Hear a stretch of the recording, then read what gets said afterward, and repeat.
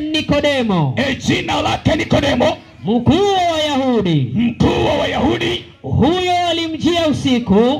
alimjia usiku. Akamwambiaje? Rabi, yani mwalimu. Twajua ya kuwa umwalimu. Twajua wewe umwalimu. Umetoka kwa Mungu. Kwa maana hakuna mtu. Kwa maana tunasadiki ya kwamba hakuna mtu awezaye kuzifanya ishara hizi.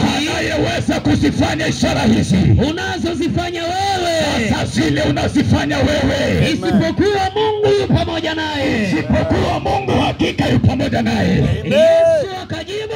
Na Yesu mwenyewe akajibu anayeulizwa maswali. Akamwambiaje? Amini nakuambia. Wewe kazi yako ni kuamini tu. Mtu asipozaliwa mara ya pili. Sikiliza. Yesu anasema uraia huu ambao unataka Nikodemo nikupatie, unauliza habari za mbinguni, unauliza ufalme wa mbinguni, utachukuliwa namna gani? Anasema unachukuliwa kwa kuamini. Anasema sio kitu kingine, sio mbio nyingi, sio kucheza mpira, wala sio kujua kuimba. Nasema raia wa mbinguni, ufalme wa mbinguni unachukuliwa